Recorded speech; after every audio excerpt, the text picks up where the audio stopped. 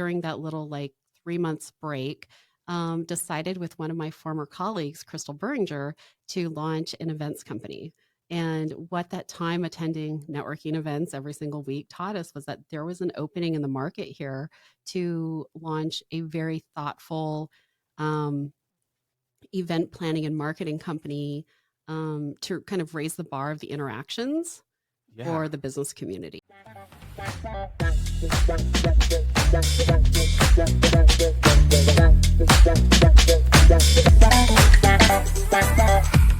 Carrie Shepard, welcome to the Orange Slice podcast. Thank you, Seth. Thank you, Seth, favorite marketer and neighbor. And neighbor in Rogers Park. Yeah, holding down the Midtown section of Anchorage. Heck yeah. You guys always have the coolest parties at your house. I got to come to one. Did you come to the Jazz Fest? No, that's the one I missed. Oh, you came to the Cider Fest where we like put a bonfire out and try to stay warm in 20-degree weather. It was so cold. That was really fun. Yeah.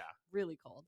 Yeah, we hosted Spinard Jazz Fest house party a few years ago, and so far that was my favorite. But our neighbors in that little section of Rogers Park pledged to start hosting a neighborhood, basically like a street party. And Matt Walzek, our favorite photo booth guy, of course, moved down the street from us. He's now in Bannister, and he hosted the first one this summer. So that was really cool. Oh, I missed it. I know. I was out of town too, but next year. Oh, Matt's awesome. He's got like how many Volkswagen buses? He has a rotating cast. I think he told me 12 last time. Oh my gosh. Yeah.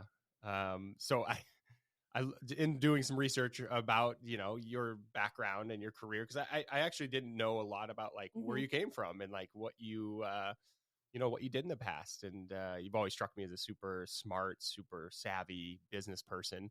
Thanks. And but like your LinkedIn's crazy. It's like got all kinds of like you work for Intel and like all kinds of crazy jobs and positions you've held. I don't know where you want to start, but I want to hear a little bit about like your background in the tech industry and like where that came from and how that how that kind of shaped you into who you are today. Wow, it feels like you've got a bit of a sixth sense because I am preparing for my 7th business in 2024, and I'm going back into tech. Wow. So it's perfect timing. And I haven't really told many people about it because I'm going to launch at the end of next year. And in the meantime, I'm kind of in student mode right now, preparing. Anyway. Are you able to tell us about it? Yeah, I'll tell you a little bit about it. Cool. Awesome. But I'm not sure what the end result will be. Depend on market research. But I grew up in Valdez, Alaska. My parents came up as teachers in the 70s, and Valdez, is just this really special little town in Alaska that had a consistent influx of new people and new ideas, along with a well-founded tax base thanks to the pipeline. And also the families of the pipeline workers who'd lived all around the world. And what that created was a school district that was very forward thinking, and starting in the early 80s established the first like real computer labs in schools. And we actually, at one time, I heard that our school system in Valdez had a better Macintosh business lab than anywhere in the state of Alaska, like better than the government and most businesses. Wow. And so we started learning programming in kindergarten. Today's my birthday. I'm 46. I'm not too afraid to say it that. is your birthday today. Happy birthday. Thank you. But so this would have been like early 80s. And so we were learning Logo. Remember programming that little turtle? You're shaking your head. No, you never had to sit through that. I remember the first Macintosh I think I interacted with was in 5th grade in Miss Wall's class. And I remember playing Oregon Trail is what I remember. Yeah, that was I our never first got entry. any coding experience or anything like that. But this is how a lot of like when I listen to like podcasts with like tech leaders in the industry, they talk about like this kind of thing. Like our school was the first to get like this thing, and we got to learn on it, and then it elevated them to a point where they're like way ahead of the game when when they're in their late 40s or whatever it is. So it's so true. So like by 1st grade in the 80s, most kids could type probably 30 to 40 words per minute. And better than I type right now. I And we started word processing in those like kindergarten, first grade. And then it progressed to the point where my husband, Steven, who you've met, he owns an IT company now. Shout out to Artisan Systems. When But did he start that? he started that 7 years ago. Okay. Yeah. And, but he and his friends, who are really deep into the IT program at Valdez High School, they all had professional jobs coming straight out of high school. Steven's from Valdez as well. He's from Valdez as well. Oh, yeah, wow. I like to say I married the most eligible bachelor from Valdez. When did you guys meet and like get together? I just a sidebar here, but right. No, we met as, this is like embarrassing Alaska talk, but we met as babies in his family's log cabin in '77. Oh my gosh. I know. Wow. And his mom was just reminiscing about that. So we've known each other a long time. But fast forward, and what's crazy is 17-year-old Steven and his friends were such good programmers. And I remember like they hacked the school like grade system. I know, amazing. Someone like, I would do with that kind yes, of like, totally. What do you do with kind of, this like, power? skills? Yeah. Yeah, and would do all kinds of silly things. But anyway, by the time that they were 17, they all had these fantastic jobs. And when they graduated, I remember being really shocked that they had jobs on par with people in their 30s. And that really was just honestly the result of a couple decades of great investment in technology and learning for the next generation.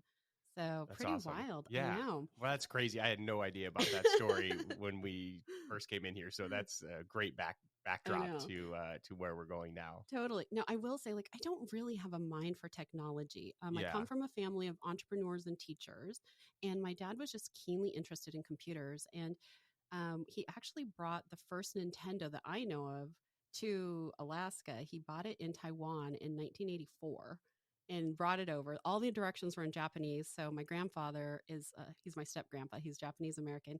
We sent him like photos and was like, can you just tell us what this is? And so we had this like Japanese Nintendo. Oh my God. For a couple years. Translate it. Right. You. And then like a couple years later, yeah. So my dad like had this keen fascination with computers, and that really led us to thinking about and learning how to do things better and more efficiently for business with computers. So I think my interactions, like, I'm not a great gamer. I've taken programming classes. I don't really have the brain for it, but I'm very keenly interested in how do you use these tools to get to your other goals faster. For sure. Yeah. Yeah.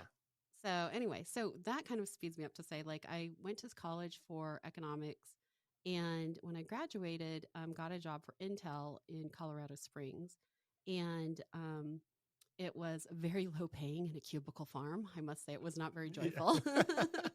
But what was really neat was learning learning more about just like how that sector works, and one of the big takeaways I think for that I think like helped me as I began starting my own companies was the copy exactly model from Intel. Have you heard of it? No. Okay, Tell me so about it. one of the ways that they've been able to scale is that they adopted this principle called copy exactly. And it starts from even just the basics of like how they design their fabs. So their fabrication labs have the exact same footprint, so that when you go from Oregon to Colorado, let's say, you know exactly where the bathrooms are. Got you know it. where the gym is, you know where the cafeteria Of course. is. Yeah, totally smart. And they just understood systems at such a deep level. So that was a really great entree into understanding, how the tech sector kind of operates, but also, again, how to use these learnings to accelerate growth in your own business. Yeah, to scale your business. Yeah, Right. that's awesome. And your education wise, like, what did you end up getting your degrees in? I was like one of those people that was always curious, like intensely curious, but never knew what I wanted to be when I grew up. And I remember having like a lot of angst as like graduating both from high school and college, because I still didn't really know what I wanted to do. And because of that, I actually had pressure from my college advisor to like pick a major my sophomore year, because I started Your sophomore year. Yeah, because I'd started as an electrical engineering major. And because I'd had like 4 years of calculus at that point. My dad is an engineer by trade, or not engineer, I'm sorry, electrician by trade. And, um, and I really realized like that first semester, I was like, man, I am not cut out for this. Like I'm looking at the other people in the class and how naturally this comes. This is not me. Also, I was just too social. And then for the jobs that I think were available at that time. So then I started taking economics classes, which the calculus was applicable to. And then, of course, just like some general business classes, because what else do you do at a liberal arts college if you don't know what you want to do? You get a business major Yeah, or you get a business degree. for sure. So, yeah, I ended up getting a business degree with a focus in management. I was able to triple major at that school. So I got an economics degree. And then my other major was Japanese. Okay. So, Yeah, you yeah. speak fluent Japanese as well. Yeah, I mean, it's conversationally fluent. Conversational. Yeah. It's so hard. The reading is like use it or lose it, and I'm definitely losing it. But Yeah, you but I can gotta still hold a good conversation. totally, totally. Okay, that's awesome. Yeah. So, you came to Anchorage when? Like you So came yeah, back from I school. did. Yeah, so I went to college in Oregon at Pacific University, and then spent a year in Tokyo at Waseda University. And then when I Okay. graduated, worked in Colorado and then Seattle for a decade. But in 2008, we had that horrible crash, financial crash, Yeah, and which didn't, weirdly enough, I don't think it affected Alaska as much as it did not. I think we got like the biggest dividend ever like that I know. year, It's funny how that possibly. works. Yeah, I think you're right. It was so wild because, my parents were still living in Alaska at the time, and I'd come back every summer for a month to work and fish. And I remember that year, like so many friends, especially in the middle management level, which was kind of where I was at, people got laid off. Many people lost their homes. And it was a really depressing time to be in Seattle. And so I remember coming back, and like every single friend that I had gone to high school with had like bought their second truck and was taking like their fourth international vacation this year. And I was like, something is wrong with the Yeah. quality of life where I'm living. So I started like looking for opportunities, and in 2011 moved back up to Alaska to take a job with Alaska Communications. Okay. So ACS. yeah, Yeah. ACS. Yeah. And then began my education in telecommunications, which was really hard earned. It's What so did you hard. do for them? I did outside sales for small business. Oh, cool. And Yeah. I had another opportunity at the time to work for my cousin's dental supply company, which would have been very steady Eddie, well paying, very low stress. But I was like, gosh, if I don't know anybody in Anchorage, I knew 3 people that I went to high school with. It's so And weird because I honestly thought you like grew up here. Like no, everybody right. knows. But one of the lessons I learned in Seattle running businesses was, the best way to honestly meet people is to choose a job where you are forced to get out and network or make friends or just get out of your office. So I chose the ACS job, and within 2 years, truly knew like 2,000 new people.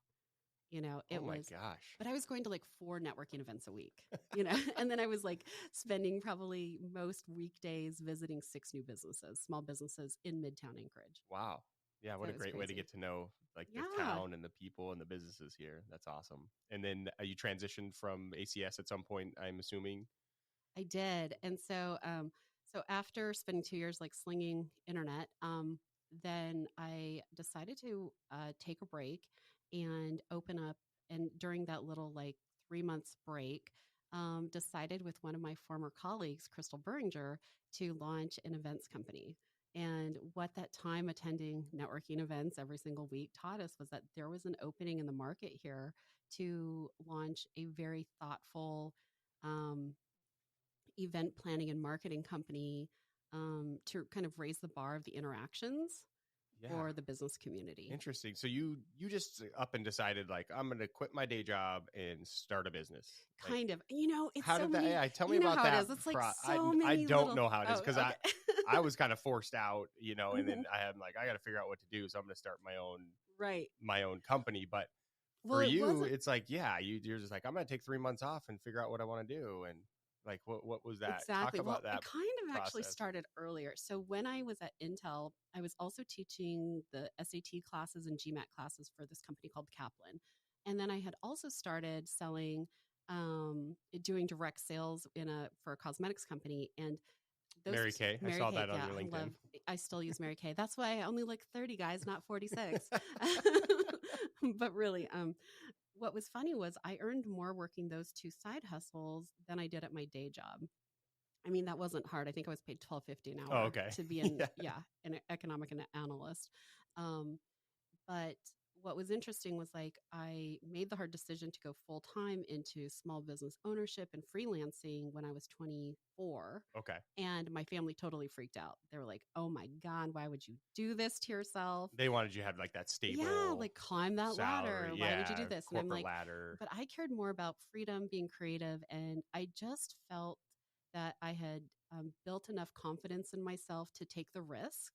And I could also see that the risks were pretty small. Yeah. I wasn't supporting a family. I was thinking Yeah. about that this morning. Even, yeah, I mean, that was one of my reasons for not starting my own business earlier, was because of the support system that I thought that a regular, 40 hour work week would provide. But yeah, in reality, it's your own, you got to make your own job security and security in this world. And, but when you look at it, I think there isn't a lot of, downside with people say like, oh, you're taking a risk, but like, what's the worst thing that happened? I go back to a corporate job. Right, That's exactly. like, And if you know your skills, I've never been afraid to be unemployed because I yeah, know how to sell. yeah. Every single business needs That's a so good cool. salesperson. I think people right? need more of that confidence. I think that hmm is what most people lack, is like that confidence. Like, oh, I can do this if this doesn't work out. Yeah. Right, exactly. Now, I didn't develop those thoughts in a bubble. I had a lot of great business mentors who really encouraged me to understand that I was in a place where I could take more risks, and that it was good to bet on yourself. How did And you get mentors? That's one thing I have an great question. issue with. I've never had like a solid, like consistent mentor. I've had people in my life hmm that really helped show me the way or give me the confidence, or helped me develop skills. But yeah, how did you get like to the point where you found mentor? Did you like seek them out? Did you like say like, oh, I wanted to get to know this person that had a strategy to like hmm get around them, or what? This is such a strange thing because I realized, like, man, I've been pretty privileged my whole life with mentorship. And I think it's because I grew up in a community of teachers.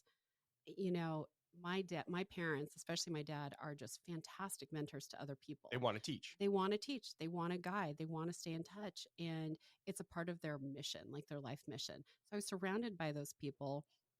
But I think I also learned at a young age how to ask for help. And I learned that there's a give and take too.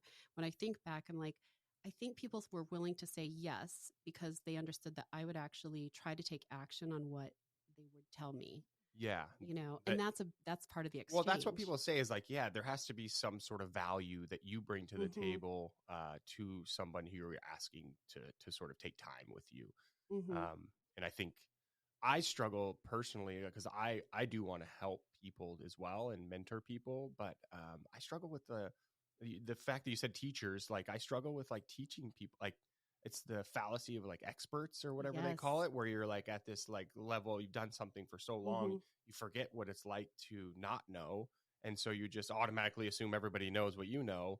And that's really, I struggle with that a lot. And Yep. I think even with my kids, like, just not realizing like, oh, I need to slow down and like give them this information in a way that they can absorb it. And I'm just not Absolutely. good at that. So it's cool that you found people that were able to give you that information, had the desire to sort of help you and see your career through, and see the results of it. And that's hmm obviously it all paid off, because yeah, this all started with you sort of kind of getting to the point where you're building this events Right. company. So Exactly. yeah, I know. So I was going to say, like, so through those mentorships, and people just saying, like, no, you can really do this. I went full time as a small business owner at 24. And while, like, for the next several years, just was paid on commission only and built, you run into so much failure. It's insane. There's months where you're like, wow, I can't pay all my bills. Okay, I need to rethink this. And I that's think scary. it is scary, but again, low risk. So I knew that. And I knew I could always just go apply for a job. So I think the hardest decision was, do I continue to keep going on this path?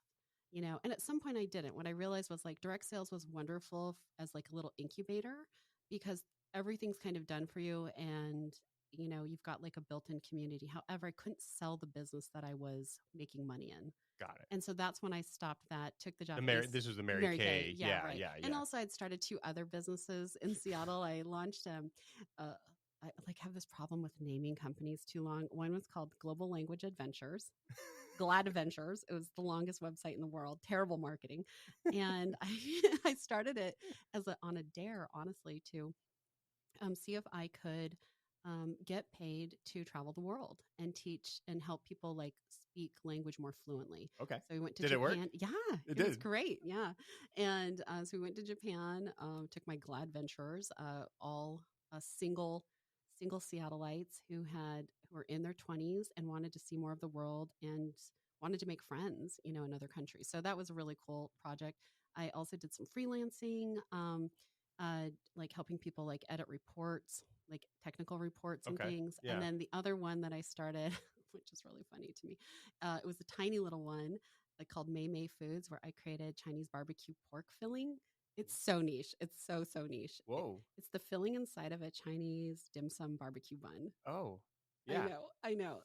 Well, you could probably sell that to like Cisco Food Systems or like Right. some kind of like food distribution company, like and Right. just get a co-packer to like pack it It's up like if you wanted to scale. I don't know how you scale that business Exactly. otherwise. Well, it's funny because that was like where I actually learned how to do better market research, because in figuring out how to make that business scale, I was like, I don't want to do this business at all. Like the margins are so low. There's so much risk in food. This is not for me. Oh, But I yeah. started I started Anchorage Grocery before I Yes, started Orange Slice, that was and awesome. I should have talked to people about Right. who had done food stuff before, because and I had already known like the hmm margins were slim, but I learned really quickly like I need to sell a lot more or Yes. I need to find something else, and I ended up finding something else. But Yes. it's funny how those things all looking back are all like the stepping stones to Yes. where we get, right? Absolutely. It's like I picked up a little skill along the way. Just a throwback. It does feel a little bit like Legend of Zelda, where you're just like, pick up this little tool Yep. and this little one, It's your little totally gems. Yeah. yeah. So finally getting to Toast of the Town, I think like what I had learned was that it would be wise to decompress, take a break from this like stressful corporate job, and think about the next moves. And so we had been kicking around this events idea for about a year, but I really took that time to think about like if I was to build a business, what would my life look like? I already knew what it was like to work a ton of hours and to not have a good work life. In another podcast, you said you don't like work life balance. I agree. You heard that? Yeah, Oh, it was okay. good. It was a good line. The And I said, work-life balance thing is silly. fallacy. Yeah. It needs to be work. That was gross. There's a fly around here. No, it needs to be work. It should be something that you enjoy. Like work Right. should be something you get up on Monday morning. You're like, I can't wait to get to it, and that takes a lot of self-reflection and figuring out what gives you energy and like Right. doing those things. And that's what I've learned, and setting yourself up for success, by scheduling and planning and time blocking and exercising and relationship stuff. Yes. And there's a lot that goes into spiritual stuff, meditation that goes into creating a great, work life. Exactly. Where it's all kind of melds together. But I agree. It's more like integrated. I think one of the things that I was able to do in my 20s was because I was like, running my own companies and managing my own time. I had already created a lifestyle before I decided to like move into a new direction where I traveled multiple months of the year and would just go around the country wherever I thought I wanted to spend time. I'd escape the dreary Seattle winter, go to Florida, go to Hawaii, go to wherever I was trying to go. And so you had done that. I had done that, and also had like experienced in a failure where I was doing a lot of personal growth work. And so was figuring out like all of these neat little systems and I'd say like life hacks to like create a life that I wanted to live versus being focused on just the goal of profitability. Yeah, I love that. It sounds a little bit like Tim Ferriss, like the 4-hour work Oh week. yeah. I like totally started a mastermind group. This is like the hubris of this makes me laugh. But in my early 30s, I started a mastermind group. We met at my brother's apartment, which was like 800 square feet. And we'd all pile in. And every month we would like take one of the tasks from that book and start it. And that actually was how I started to learn how to scale a little bit. So I hired 3 virtual assistants and got to the point where like my little cosmetics empire only took like 24 hours a week. I know. It's not Nice. that I couldn't have grown it, but I Yeah. wanted to do other things. Yeah. And And then that, and you was making enough money to where you were had enough right. to live on and some. Right, Yeah. exactly. And then would use that extra time, like that was the period of time after reading 4 Hour Work Week where, which, teaches you how to basically master your time and create replicable services and things like that, where I was able to start playing and launching other companies. So that was a really cool experience in my 20s, but I didn't have it totally figured out, My gosh, obviously. you have such a great, like, the amount of experience, like, all while I was all during this time working at Skinny Raven for like a decade or more, which is that's where I was, and it worked out for Yeah. me, Did you obviously. have kids though at I that had point? kids when I Yeah. was 20 years old. I had my Hmm. first daughter when I was 21. Amazing. My wife was pregnant at 19, and now she's 22. Yeah. And now I feel like it's like my time, like Right, this is like exactly. what I've been dreaming of in terms of entrepreneurship. I don't want to talk too much about me, but I did just buy a new business like 2 weeks ago. What? Yeah. Okay, So, tell me all the things. oh, This is so okay. Yeah. exciting. So, It's like a new baby. yeah. Well, we've, as a marketing, Orange Slice Hmm. is my main business, but we've been doing a lot of direct mail stuff. I feel like mail and your mailbox is Hmm. one of the best platforms to get a message out these days because Yes. most people are getting their bills in their emails Hmm. now or auto pay. There's just not a lot of mail coming into mailboxes, and now you have the UPS. Hmm. Do you get the email that shows your mail? I do. Yeah, so you could see what's in your mail. Hmm. I'm looking at that every single day. So we started doing a lot of direct mail stuff and really selling into our clients and seeing success with it. That was the biggest thing. That's awesome. And so we ended up getting with the Valpak franchise, Yes. the direct Oh, mail that's great. franchise called Valpak. And Mary, who's owned the franchise since 1986. I know Mary. Yeah, Yes. she's just the best, like just a great woman, super hard to say no to, which is I think her Yes, magic. that's definitely. Yeah. So I had asked her probably a year and a half ago, like, hey, would you be interested in ever selling the business? And because she was just saying, I'm getting old. My husband passed away, and Hmm. and they had the business together, and I'm like, well, I'd hate to see this go away. Like, just maybe just ask her. And she was like, yeah, maybe. And it kind of just left it at that. And then, fast forward like 6 or 8 months, and she was like, were you serious about that? And I'm like, yeah, let's talk about it. And, looked at the financials, and I'm like, we could do this. So, That's amazing. and Congratulations. yeah, and Valpak's a legitimate, like, scaled, like Yes. they have like the biggest print facility in the world down in Florida. Oh my gosh. It's an amazing. They have all these tools and systems. It's such a great view of how a business can be scaled and how it looks to be like super organized, and the tools they use. They have Salesforce and lead gen stuff, and it's great. So yeah, between that and Icebug is my other business. I'm wearing my ice bugs right now. If you're not wearing Icebugs right now, You're crazy. Yeah, you're asking you're to break a hip. falling down. Right. So yeah, I'm kind of getting on that track. I'm getting excited about new businesses and what's next, I and love that. adding stuff that makes sense with the on the marketing side too. It does. But Yeah, yeah, the Valpak, I was going to say, like, I'm a big fan of direct mailing too. And actually, even the last few years I had my like cosmetics business, I worked with David's Bridal. And what I found, even back then, even when mailboxes were stuffed, was that I could make people open the mail and feel really special just by having really cute, like giant envelopes. So I invested in like really expensive stationery yeah, to market yeah. my bridal services. It was like packaging, It right? was You see it, and packaging. it's like a gold Yeah, because envelope it with still like, feels special to get something cool in the mail. But you're yeah, right. Even now, it's really nice. Like, I'm so starved for good mail. I'll actually read the campaign flyers coming through. yeah, yeah. I'm Well, like, that's the thing. Even when you throw something away, you right, have to look at it. right. It's not like my inbox where I can just be like, Delete, nope, delete. nope, nope, Hmm. nope, and then it goes to spam. Anything my Right. computer knows, a lot of this stuff Hmm. is spam. So yeah, we're super excited about it. There's a ton of opportunity in Alaska. Mary just wasn't Hmm. leveraging any of the Hmm. technology or tools that they had.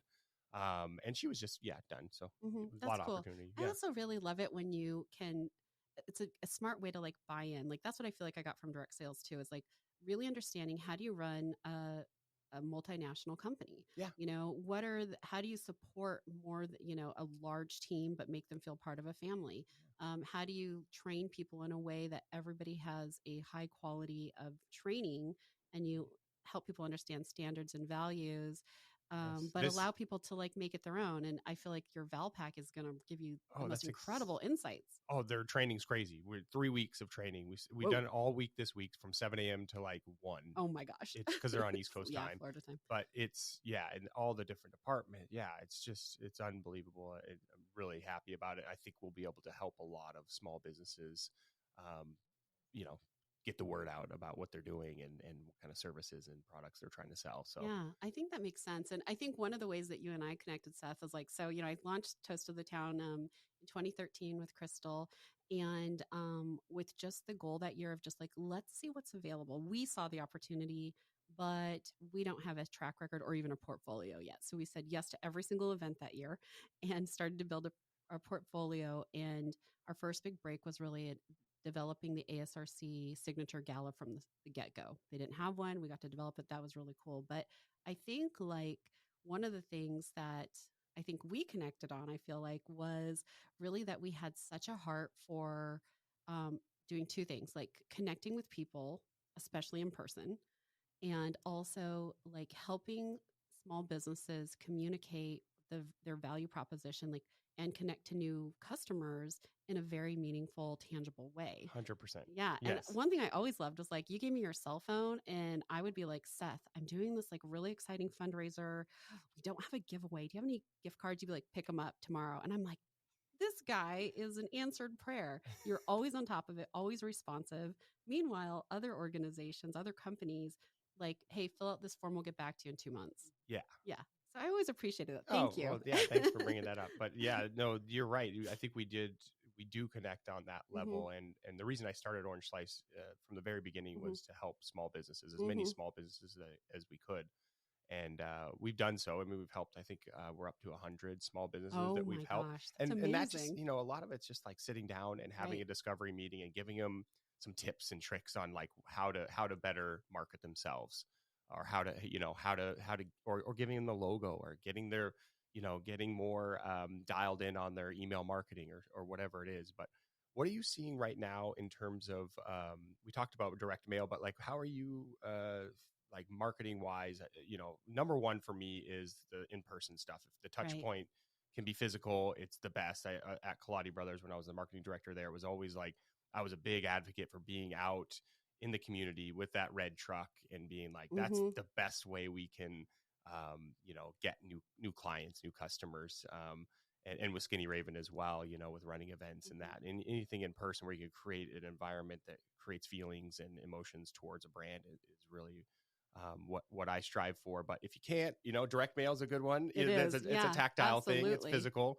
But what do you see as sort of like on the marketing front? There's AI now, like, and I haven't seen really any super useful tools that, help us, market better necessarily. Sometimes phrasing can be, but yeah, just like tools or things that you see on the marketing, or getting messages out, or getting people together, or any kind of like marketing stuff that you've seen that's really good, or that you're doing. Well, it's interesting. So, I sold Toast of the Town at the end of 2020. Yep. We had our best year ever. It was slammed, though. I worked 7 days a week that year. It was really hard. At the end of 2020. At the end of 2020. Holy shit. Yeah, we did 600% growth that year. I know. And we completely revolutionized our team because now we're able to hire nationwide. And we brought on this incredible general manager named Martha Keel, who now, who was going to buy in. But then I was like, I think I need to exit to do my next thing. Yeah. So she and Crystal now run Toast, which is amazing. And I will say, like, I just met with them a couple months ago, and just speaking of in person for a moment, I think the pandemic helped us understand how important the in-person connection is. Yes. And, it really depends on the type of business that you have, but that you can't replace the experiences with your product, with your services, with the providers. Even if like you're providing something digital like graphic design, them getting to meet you and maybe like see some of your work in person, or see their logo on like something tangible like a mug. I mean, those things really make a difference. Anyway, so I think events I've seen come back in a huge way. And I really believe like the standard of events in Alaska specifically have never been better.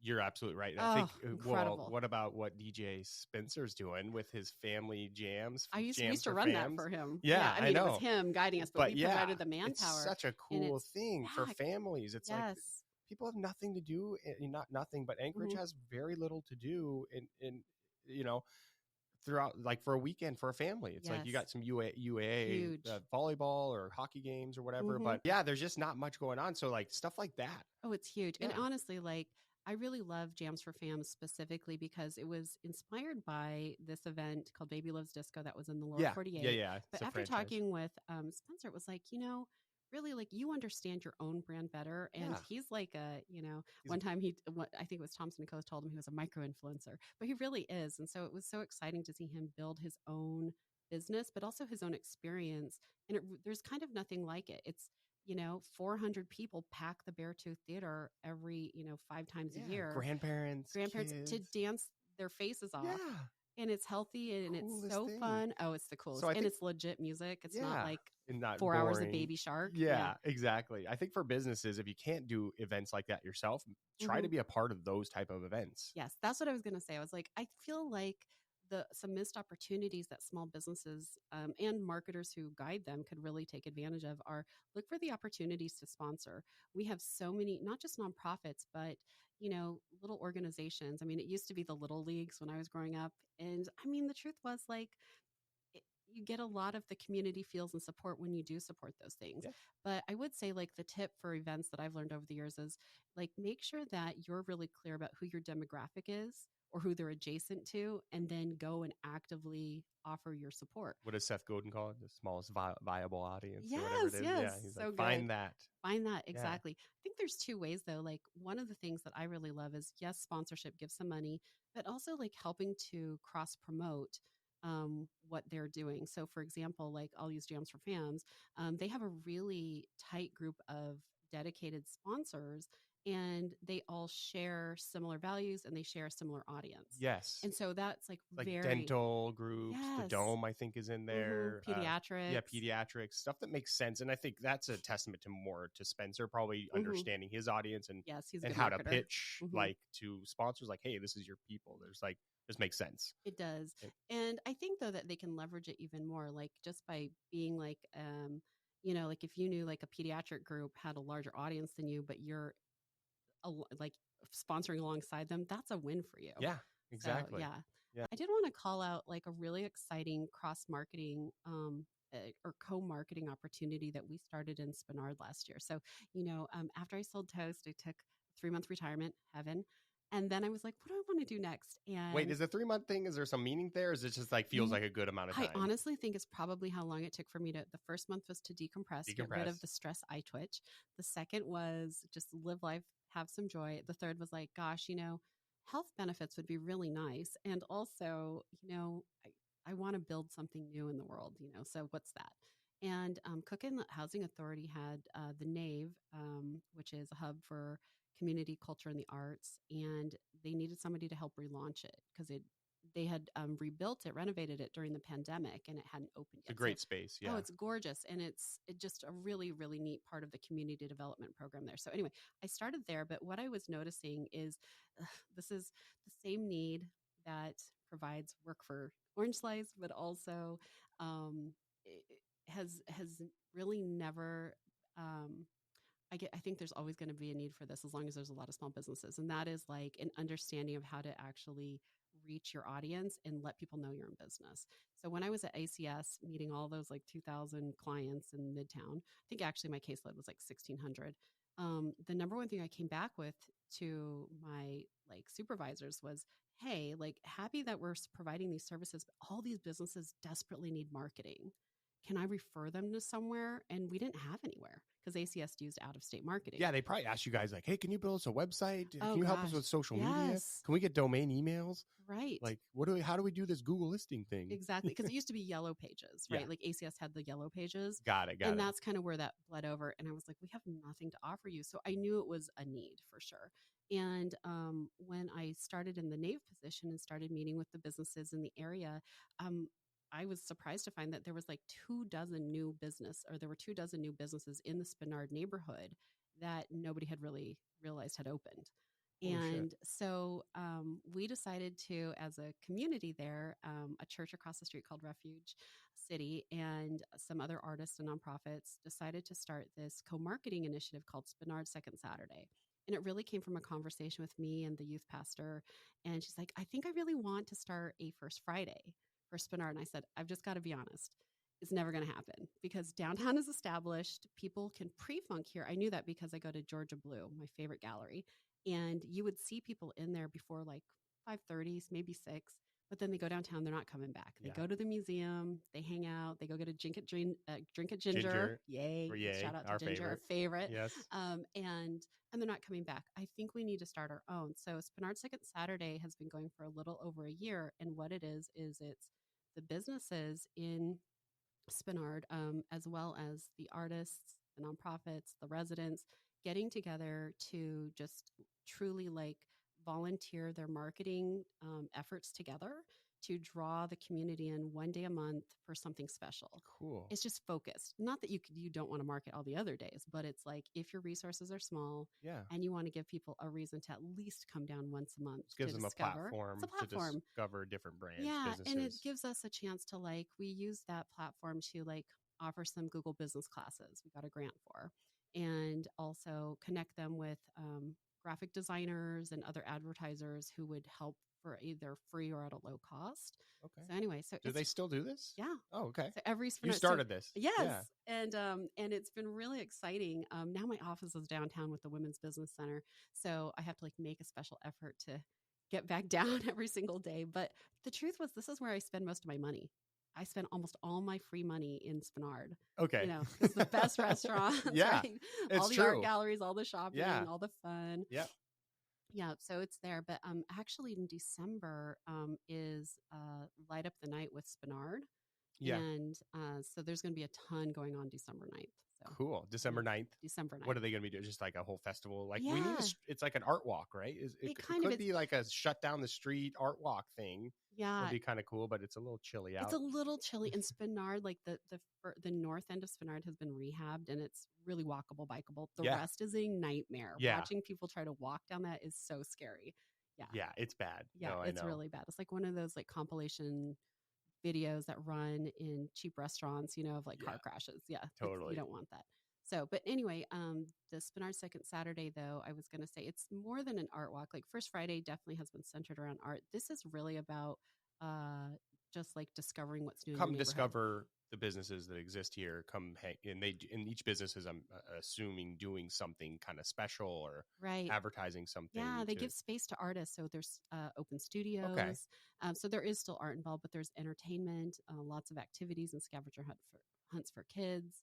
So I think I brought up the idea with you before, the wine walk idea. Did I ever? I love that. You should totally do it. You should bring that. I was going to do it this year, Saturday. and I keep saying I'm going to do it, and I told my staff about it, and they started doing logos and stuff, and then it was like, it got too late. Should totally still do it. I just need to do it. It's going to be so fun, and I think it would do the same thing you're talking about. It would help people discover, and I would do it downtown. Yes, but it would help people discover businesses because it's not just going to be restaurants with wine. It'll be art galleries. It'll be boutiques, you know, the Skinny Ravens, the places where people maybe haven't gone or don't know about, to go just, you know, come in, have that tasting of wine, the little ounce and a half or 2 ounces. The business will have an opportunity to interact with people, give them some sort of, you know, coupon or something to get them back. And the idea is that it would be on like a third Saturday of the month from like 2 to 5. Awesome. And then people, you know, 1,000 people or so will come downtown. And then after the event, they'll go out into the community and go back to those places to eat and shop. Absolutely. Again. It gives you just another excuse to like get out and explore a bit. And I've told so many people at this event, I thought it would be like somebody would have grabbed they it. Haven't. I also had the caffeine crawl was an idea when I worked for Pilates. Mm-hmm. So people, and you would go around the world by like drinking different coffees from around the world at different businesses and have like a passport stamp thing. I love that. Yeah. You know, you really could. I mean, of course, like downtown has the coffee shops, but I think the coffee one would be easier in Midtown Spinard. Yeah. Yeah. You're easier trail. But the wine walk downtown would be amazing. And I mean, there's definitely a shortage. I've been surprised at, yes, events have gotten better, but I feel like the social opportunities in Anchorage specifically have really not even come back 50% yet. Feels like there's not a lot to do still. To what it was. I think people are still Netflixing at home. Totally. Everybody got in a little rut. They all did. in a little rut. I love getting out and doing stuff, but I also feel like I love being home more than I did before. But that might be an age thing too. Right. It's so true. It's so true. I know. It's like I just want to go home and just get in bed. My wife, like the first thing she does when she gets home is like put her PJs on and like Yeah. go I on think the we couch. feather, like the older you get, you feather your nest and then you never want to leave this Yeah, nest. it's like so It's good. like too comfortable. It's your birthday, but you brought us a gift. Oh yeah. And tell me about the what you have brought us, because Okay. it's some kind of orange, you said. So this is a pomelo, and in Mandarin Chinese it's yotzi, and Yotes. yotzi. And right now it's slightly underripe because Alaska, but once it turns yellow, it'll be great. But this is one of the original citrus fruits of the world, and I have to watch a YouTube video to peel it. To peel it, it has a super thick rind, like maybe 2 inches thick. Oh my gosh! And we inside should is like do really like delicate. a video of us Totally, like unpacking it, but it has to be ripe though, right? How do I know it's ripe? When it's yellow, Okay, it's a little bit green still. Okay. Yeah, but it has like the luck symbol on it right now. But this is for Wow. orange slice, and it's going to be like when you slice this will be like the ultimate orange slice, Oh orange my slice gosh. Maximus. You are the best. I did get you a coffee. Yay! Thank you. For your so birthday. Appreciate that. Yeah. Totally. I feel like a schlub because I totally like just failed on the birthday. I should have brought you a present. I feel like after you're 18, Yeah, 21 maybe. Yeah. So before we go, I just want you to tell us what if you can, you kind of like teased us with your new tech company. Oh, right. Tell me about it. Totally. Okay. So bringing all of our random threads together Yes. of my story here, I think so. One of the things that I've been paying attention to is what the needs are for AI and what somebody like me who's not a techie, I'm not going to become an AI programmer, right? Like what I can do to build a business using it. And it sounds like you're married to one though. I am married to one. That's and he's convenient. using it to make like he has an app that he and his company built, and he's using it to like get further faster. So exciting. What is it? So he created an app that helps monitor fuel tanks in remote areas. Cool. Right. Because can you imagine having to like send somebody to the middle of nowhere? So to check the fuel. Right. But I guess like you can use it for programming too. Okay. Just again, to like check things or get code done faster. So pretty cool. And sidebar real quick. Yeah. Because I've had developers create a couple things lately, but is there a place where we can go besides the App Store? I know that, but do you know of a place you can go where like you can find like pieces of software that like it's like a marketplace for software? Is that a thing? There is. Okay. And I'll get back to you because I don't know where, but I know there is. Yeah, because we're doing a tree of gifts for Alaska Mill and Feed. Yes. And it's a digital tree of gifts. Somebody clicks in, puts in their email and phone number, and then on the tree there's like all these cool gifts, like a year's worth of dog food and ice bugs, and then they click and the thing spins and it comes out, and then it goes to your email, and then you bring it to the store. That is so creative. That's really exciting. I did it back in the day for Skinny Raven when I was there, but I hit up the same guy who developed it the first time. He's like, yeah, that code's not going to work anymore. We're going to have to redo it, of course. Yeah. And so I was thinking like maybe I could put this out in the marketplace, like this thing that I had paid to build, and I could sell it or license it to other businesses because it would work for lots of retail businesses. Absolutely. Anyways, we'll talk about that later. Yeah, no, I think that's a really good idea. Back to your tech company that you're starting very soon. In a year is what I'm thinking. Anyway, so what I realized is that like there's still a gap in the market, just as there was when like Microsoft Office, rolled out. And that is like helping people understand how to use it for their daily lives. Now my current day job is a coach and trainer for the Alaska Women's Business Center. It's an SBA program. And many of my clients have been asking about like, I'm hearing about AI. I've tried ChatGPT. How can I utilize it? And what I realized is, gosh, beyond like these solopreneurs that I'm mostly working with now, established small businesses are going to be wondering, like they did 30 years ago with Microsoft Word, like how to actually use AI in their daily business. So I think like what I'm imagining is this is a big question for everybody who's in business and who knows what AI is capable of so far. Like this is a big question. So go ahead.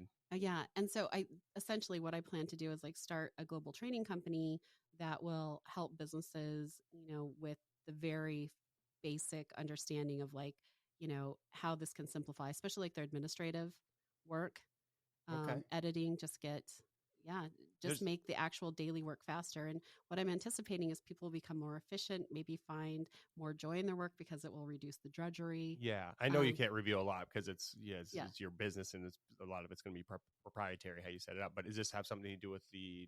I saw ChatGPT is introducing like an app store thing where you can develop tools, and then there'll be a piece of that. But I do think like training, like you can go to a business and say like, okay, what do you guys do? Like, how does it look? And then how can we integrate AI into what you guys do? And I think one component that just being a Gen Xer, right, who likes the in-person, I think part of what will be our special offering is that we will physically go wherever you are into your office and actually sit down with the people and work with them. That is cool. Yeah. So I think that's a part of it. Versus somebody who's just like, yeah, I'll help you with the AI integration that's emailing you that feels like spam. Yeah. Exactly. Yeah. I do have a resource for AI, by the way. Have you already heard of the AI Marketing Institute? No. Okay. So Jennifer Christensen from Beacon, who's always like a visionary. She's always like ahead of the curve a little bit, brought it back during Alaska Startup Week.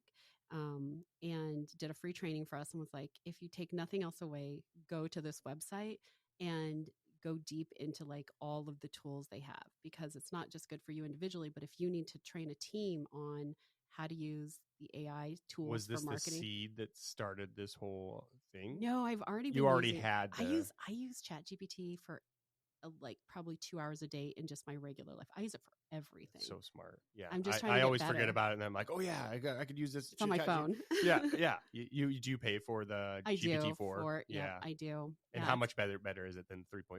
Oh, it's light years. Really? Yeah, it's light years. It feels like dial up. What is it, like $20? Yeah, it's $20 a month. Well worth it. Holy cats. All right. Yeah, what do you use it for mostly right now? Like, or maybe a better question is like, what is the most useful thing that you've used it for that really like got your time back, or stress, or something that maybe caused you some pain that it took away? A couple things are like, I'd say the most important one is like, I actually use the dictation service because I'm a talker and I can talk obviously very tangentially. And I basically just ask it to serve as my scribe and then editor. And I just talk freely until I'm done. And then I ask it to pull out like, what were the topics? Can you please organize all the things that I dumped out? What are the tasks that I need to do? What are the takeaways? What are the common themes? And I use it to analyze and consolidate my own thoughts. And it helps with like reporting for my job, thinking through new ideas. Yeah, like your own brainstorming. It's like my assistant. Own brainstorming. Yes, thank you. That's a really good way to say it. Yeah, it's really cool. I need to start doing this. I know.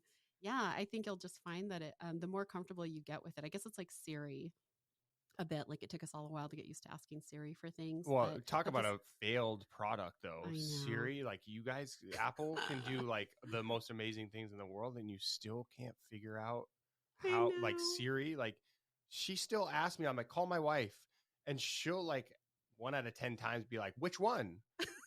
And I look down at my phone and my wife's in my phone twice. Yeah. Okay.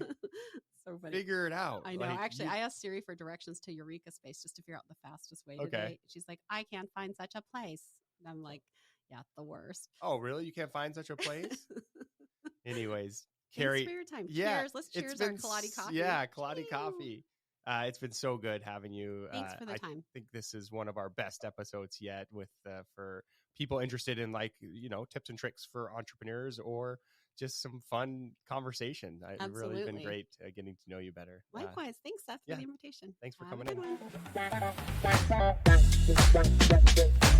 in.